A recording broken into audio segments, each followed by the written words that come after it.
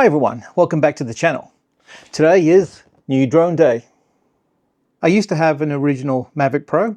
I picked that up about 8-9 years ago, but I sold that drone about 6 months ago because I didn't feel like I was using it very much.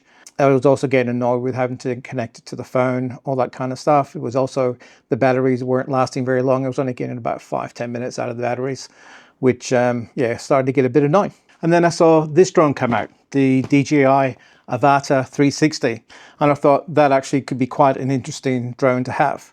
Now, it is the third Avata in the series, but it's not really a replacement for the Avata 2. I would say that this drone actually stands by itself. I actually think that this needs to be part of a different series. So I get why they called it the Avata. Avata is their FPV kind of drones. It does have the FPV kind of style to it, given that it's a 360 drone. But yeah, I think that actually could just add a bit of confusion. So I do think a different name would be good, but here we are. We've got the Avata 360. So just pick this up. Just opening up the box. Comes with a nice bag. Inside the bag, we have some goodies.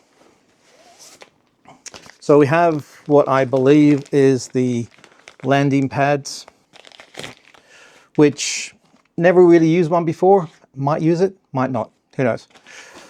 We also have the new controller. Now this I'm actually quite excited by. Given, like I said, I've had a drone where I had to connect my phone to be able to use it. Having a dedicated controller like this is actually going to be quite nice. And it's got the attachments for the sticks, so you can just screw those on and away you go. Yeah, I'll have a look at that in a little minute. We have, oh, I'm guessing these are batteries. Yep, the 3 batteries. I got the Fly More combo with the RC2 controller. Probably should have mentioned that earlier, but that's the pack that I picked up. I like the idea about having some spare batteries, so it just made sense. The batteries were what I was after. That's the reason why I got the Fly More combo. So yeah, that's going to be quite important. And the drone itself. That's actually quite light. That's lighter than I expected. Like I said, I've come from the Mavic Pro. The Mavic Pro was quite heavy. It was a bit of a brick. However, I don't have a battery installed. So if I put the battery in, yep, it's still quite light.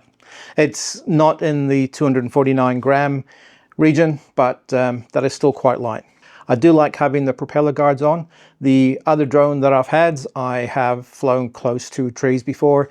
The obstacle avoidance didn't really kick in, and you know what happens after that, down goes the drone. So having that will be quite good, I think. So that's the drone. So I'm not going to force the lens right now, but I believe when the drone takes off, the lens will flip. So you'll get the 2 180-degree cameras, making the 360-degree view. And as the drone takes off, it'll flip, so you can get that, or you can have it in a wide angle, single lens view. So yes, I'm quite excited. In terms of what else is in the box, there is a couple of spare propellers. Oh, looks like a USB. Instructions and stickers, which are always cool. Able to get a USB cable that just fell on the floor, and a Allen key, which don't know what that's going to fit, but I'm sure it's there for a reason. So that's the whole lot unpacked. I'm going to go and charge some batteries, and then I'm going to take it for a fly.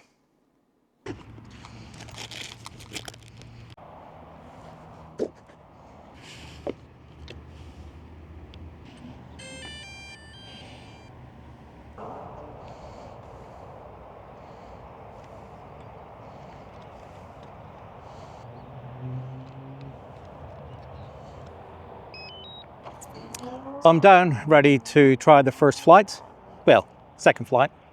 I had to make sure it was going to work okay. And I found a nice park. There's actually nobody here. Usually I come here and there's been like 1 or 2 people, but at the moment there is absolutely nobody here, which is great. So I'm not going to be annoying anybody or anything like that. So it's really good time to be here. So this is the front of the drone. This is the 360 lens, well, one of the 360 lenses. You can see it actually looks like it would be pretty easy to take off if you had the right tools. I'm going to have to invest in some spare lenses. I'm guaranteed that I'm going to crash this, even though with the obstacle avoidance. But it's always going to be nice to have a couple of spares, so you don't have to worry about that in the future. You can see the LiDAR sensors on there. There's a couple of other sensors as well, and you've got a couple of sensors on the bottom. It does come with DJI's O4 video transmission system, so this should hold a connection for up to 20 kilometers away. Unlikely that I'm going to be able to test that. I get pretty nervous if it's out of sight. But yeah, so there shouldn't be any concerns about losing connection to the drone or losing a video connection while you're out there flying. The drone does come with 42 gigabytes of onboard memory, and that's going to record a fair amount of video. But if I'm out during the day and I've recorded everything that I'm doing and I've used up 3 batteries, maybe recharge them and use them again, that's going to fill up really quickly, especially at 8K. I have a 512 gigabyte SD card on here as well. Having 42 gigabytes of storage on here, well, any kind of storage is going to be a bonus. I have left home with the drone a couple of times. I'm not going to admit to any more than at least a couple of times, but I have left home with the drone, all batteries charged, everything ready to go, except I didn't have an SD card with me. I'm sure I'm not the only one, but having some storage on board, that does really help. So I really like that feature. So I've got the controller set up, the drone's all connected, so I have checked to make sure that it's okay to fly here, so that's all good to go. So I think the next thing is just, I'm going to take off and have a bit of a fly.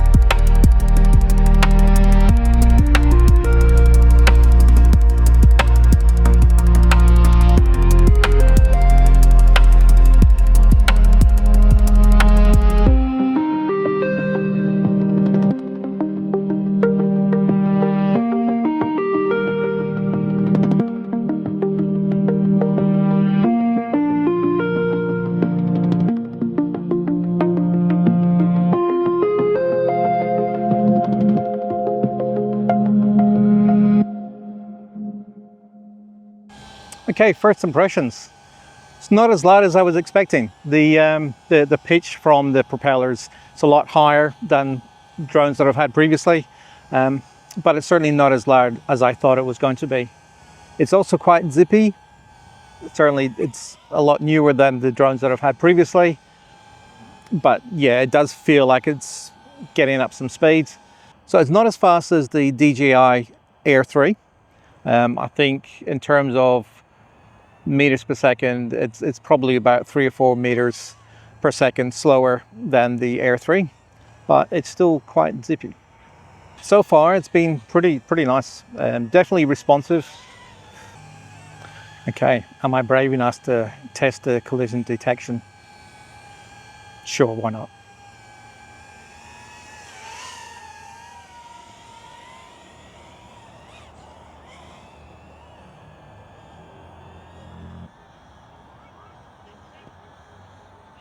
Okay, that seemed to do okay.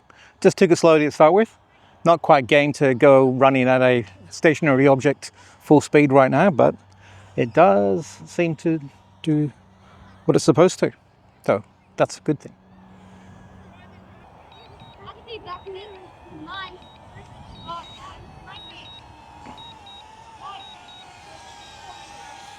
Okay, so that's the battery warning coming up.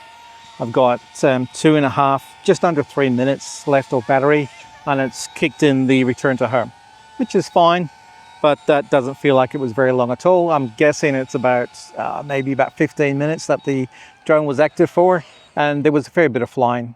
I was going like full speed for a fair bit of that too, so I do need to do a proper test to see how long the battery is going to last. Maybe I'll do a test where it's just hovering and see how long it lasts that way. One thing I did note, the return to home missed the landing pad. Missed it by that much, which is interesting because it's bright orange. How are you supposed to miss that? I think that was a fairly successful first flight. It pretty much operated the way I was hoping it would. And yeah, so relatively happy with how that went. There's a few more people rocking up to the park now. There's a couple of kids, there's people with some footballs, that kind of stuff. So I'm going to pack up now and try a different location.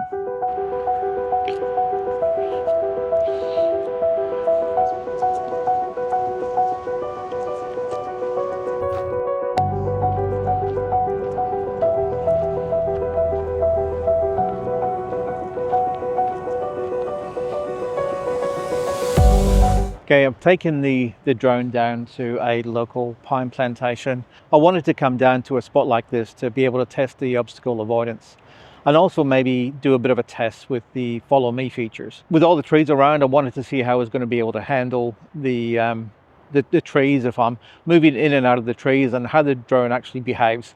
I think it's good to be able to practice these kinds of things before you actually need to. So it's not really a controlled environment, but it is somewhere where if something happens, it's not going to be the end of the world. It's not as if I'm going to send the drone into the trees or anything like that. And if I do, if it crashes, then it won't be too high. It'll just be something I can easily recover the drone from. So I have edited some of the video from the previous flight from the drone, and that would have been what you saw a bit earlier. So I was hoping to have a view where you can see what the drone was seeing, how I saw it when I was flying the drone, and then a second view where I was able to change the perspective or the view of the drone, so I can have it spinning, looking at different things, that kind of stuff, which really shows the power of the 360-degree cameras on the drone. But yeah, editing the footage was a bit of a challenge, especially for me. I don't know about everybody else, but at the end of this video, if you feel like you would like to see another video about how that footage was edited, please just drop a comment in the link below.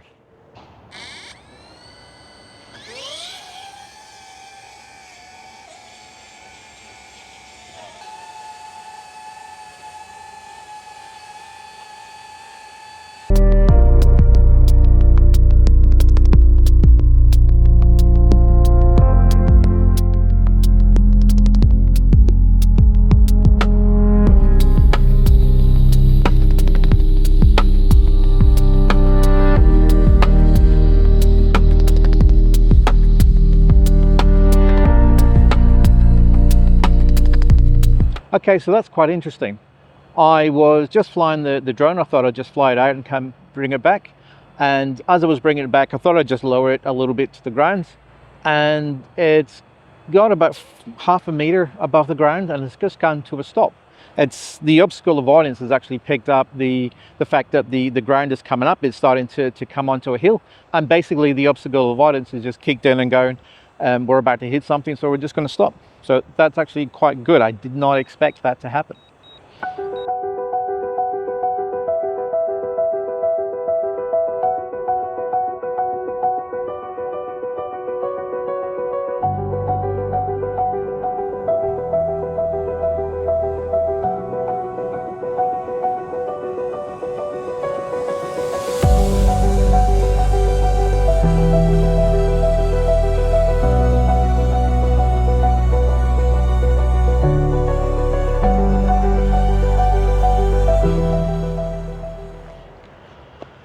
Okay, So I've got the drone above the trees, and I thought, yeah, I'll just do a 360 view so I can take in the whole area. And then halfway through, I'm going, why am I doing this? The whole thing is captured at the same time. That's really a bit of a mindset change. Something I'm going to have to be a bit more aware of. I'm going to be wasting some time trying to do a 360-degree view when I can just put the drone up and just let it go. I thought while I'm above the trees, I'll change things to do the single lens, and I'll take a shot of the trees from above. So I have put the drone into photo modes and then went to do a single shot using the single lens instead of the 360 lens. It has come up and said that putting the drone into a single lens mode will give you the FPV mode, but it has removed the ability to take a photo using the single lens, which is a bit weird. I can still do video by the looks of it, but the only way I can actually take a photo is in the 360 mode. While I have the drone up there, I might as well just do that and see what it looks like. So that will be interesting. I didn't expect that. I thought I may be able to take a photo with the front lens, with the single lens view. So yeah, that's probably something to be aware of.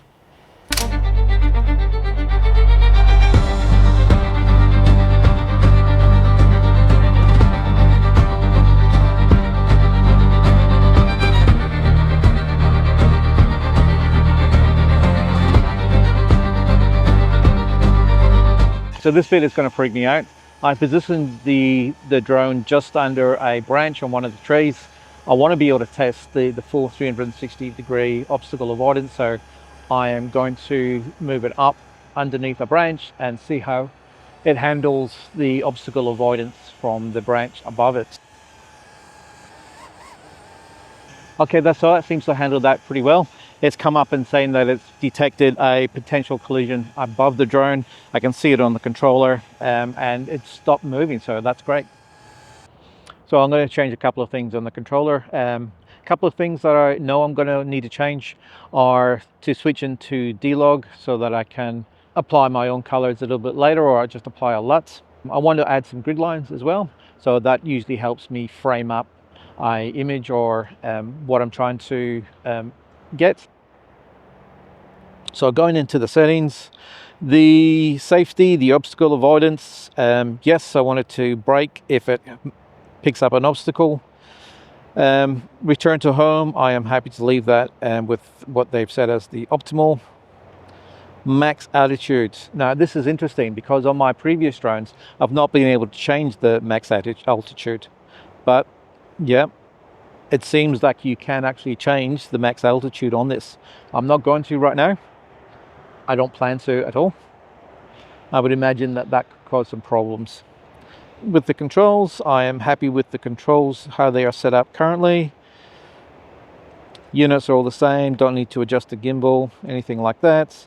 Going into the camera, this is the settings that I do want to make. I do want to apply D-Log M, keeping it as H.265.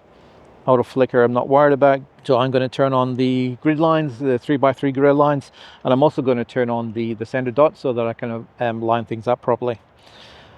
White balance, I'm going to leave that as auto.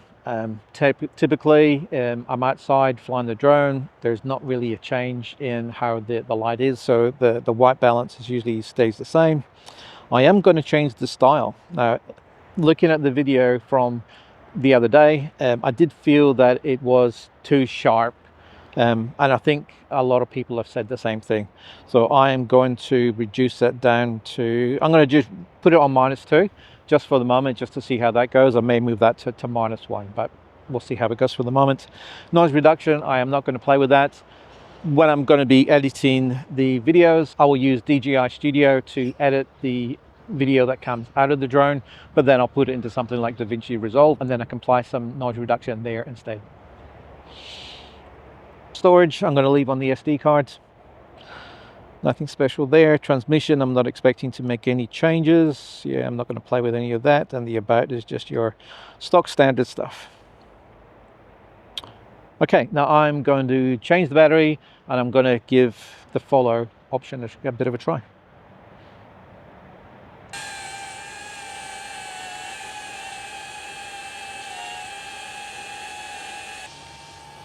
So to enter the active track mode, you have to use the C1, C2 buttons on the back.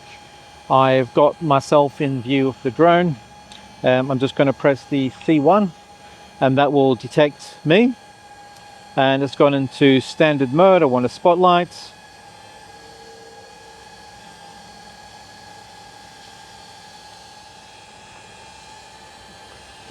And so that's now in the follow mode.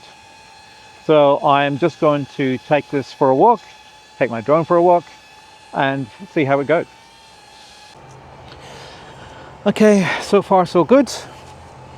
Let's see if we can confuse it a little bit and see what happens.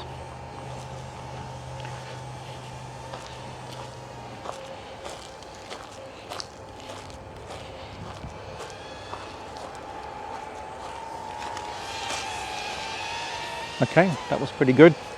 It managed to track me okay. It's gonna move it to the front. See how it handles that.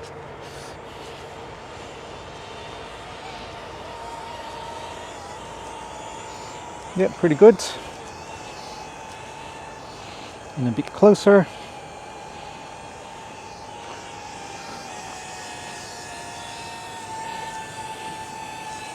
Okay, that's actually been pretty good.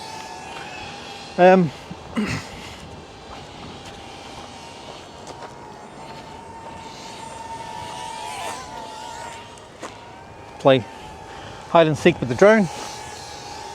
Nope. Okay, and it's picked me up again, which is really good.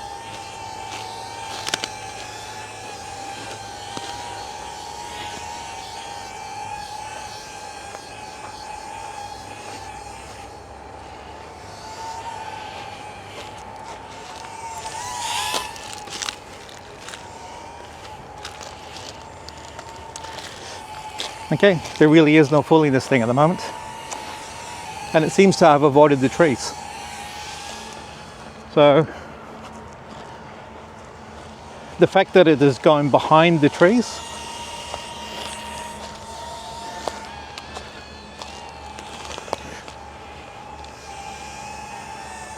so that's kind of level with the tree at the moment. If I go forward a little bit and then to the side, that is actually going to hit a tree if it tries to follow me, but it is adjusting, which is really good.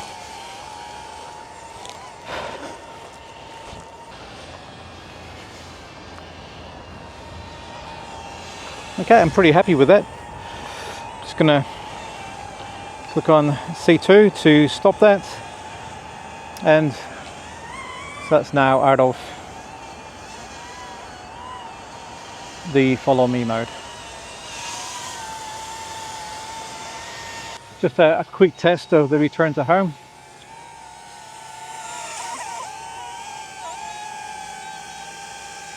Almost got hit.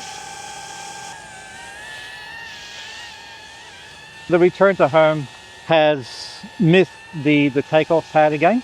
So I took off from the landing pad, and start time it missed it by quite a lot more than when it did a return to home when it was getting low on battery. Not the best, but I can live with that. It got to the rough area of where it took off from, so I'm okay with that, but I probably expected a little bit better than that. So that's pretty much my review of the drone. A couple of things that I do really like. I like the 360, that's why I got it. I like the active track, that's quite good. I like the obstacle avoidance, that's great as well. Couple of things that have annoyed me a little bit. Nothing to do with the drone itself. The camera bag that I have is chockers with a whole heap of camera gear. I do have a bad case of gear acquisition syndrome, so my bag is already quite full. The drones that I've had before have been the collapsible ones, and they fit in nicely into that kind of bag. However, given that this is not collapsible, that is going to be a little bit more difficult to take with me. I do have the bag that came with the drone. For the moment, that's where the drone's going to live. It would be nice to not have to carry another bag, but just given the size and the fact that it's not collapsible, it does make it difficult to carry around in my existing bag.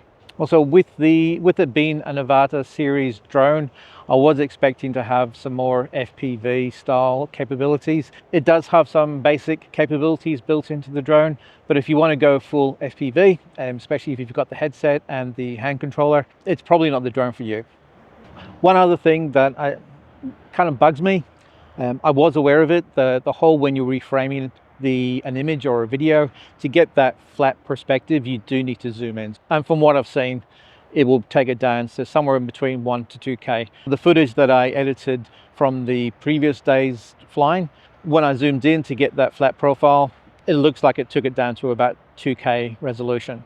There are plenty of utilities out there that will let me scale up to 4K if I really wanted to, but it's kind of annoying that I have to do that given that I have an 8K drone. So something else to be aware of. Also, I think I said early in the video that I was kind of used to having battery life that may be only like 10 minutes, and this is supposed to have a 23-minute battery life. Everybody knows it's not going to be the case because you're not always flying in ideal conditions. I would say the battery's around about 15 minutes from what I've seen. I've used about 4 batteries so far, and my non-scientific view would be that it was they lasted about 15 minutes, which is okay. I'm fine with that. After 15 minutes, if I'm just flying around trying to get a shot, trying to get some video, that kind of stuff, after 15 minutes I probably want to try something else anyway. So for me, it's good to get the drone back. If I want to send it back out again, I'll change the battery, send it back up.